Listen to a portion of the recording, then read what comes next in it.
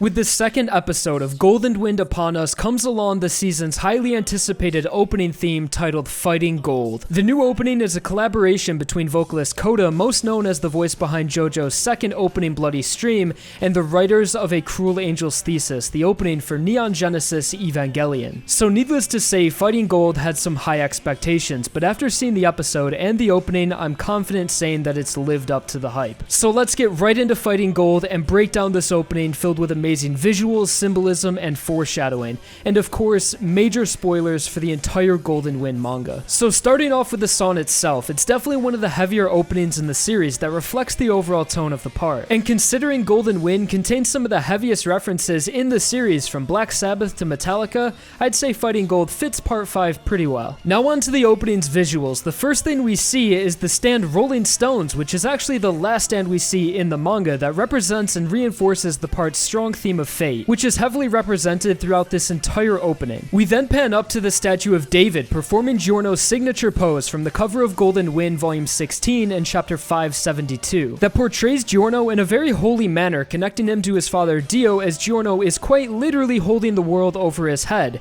and the chains wrapped around him are reminiscent of the album art from Dio's Holy Diver. The chains then break off from the statue to reveal the stand arrow to form the Golden Wind logo. The music slows down and we see Giorno's bloody hand lifelessly fall into frame, foreshadowing the pain and loss he will endure throughout his journey. His blood falls onto the ground to release the chains of fate that will surround him and the rest of the gang for a majority of the opening, representing them being prisoners of their fate and being sleeping slaves. We then switch to a shot of Mista running through a maze of the same chains, representing him running from his fate and resorting to violence as he stops and draws his pistol. This scene shows Mista's actions during the Sleeping Slaves arc as he runs away from Rolling Stones and is the first person to attack the stand by shooting it, which results in him unintentionally dooming his closest friends to an inescapable fate. As Mista shoots, we transition to Trish falling upside down surrounded by chains, representing her fate being a descendant of Diavolo. And this is the first time we see Trish animated, and she looks really good. So she's eventually able to break free from her fate, and this is represented by the chains around her shattering. We then see a bust of Abakio from when he was a police officer hit the ground and shatter, representing the dramatic change in his life from being a police officer to a gangster. We then pan up to Abakio in an hourglass holding the remains of his former self that symbolize the sands of time,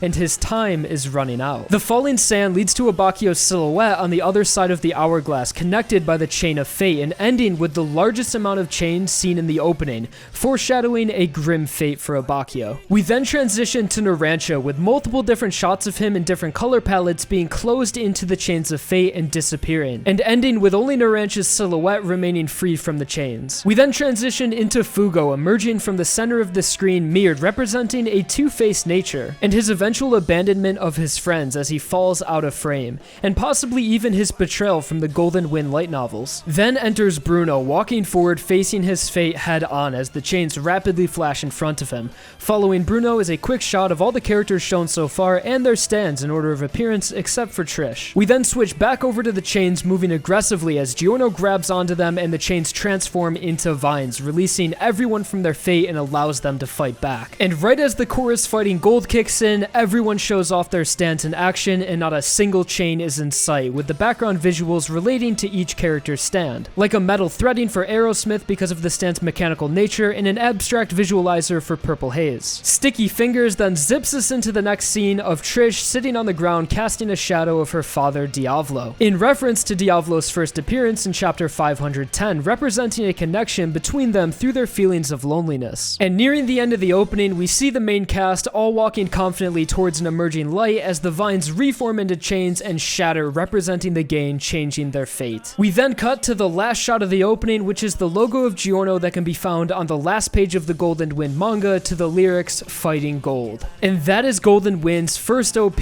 Fighting Gold. I really love this opening, and what I think it does best is encapsulating Golden Wind's theme of fate perfectly. And for the people who have read the Part 5 manga, this opening contains so much symbolism and foreshadowing and some of the most important moments of the story. But even for someone who hasn't read the manga, it doesn't obviously spoil anything and works as just being really awesome visuals and music. So let me know what you guys thought of Fighting Gold, as well as if I missed anything that you guys picked up on. I'm sure a lot of people have different interpretations of this opening symbolism because of how abstract it was, probably being the most abstract opening in the series with no solid backgrounds of the parts setting, but rather colorful visualizers with a lot of movement and really focusing on the characters. But after finally seeing Golden Wind's opening, a minute and a half of animation we've been waiting nearly 2 years to see, I really enjoyed it, and I was really surprised on how much of the end of Golden Wind the opening focused on. It almost makes me think that Fighting Gold could be the opening for the entire season with little changes here and there when new characters are introduced. But like Diamond is Unbreakable, we'll probably see 3 openings throughout Golden Wind's 39 episode run.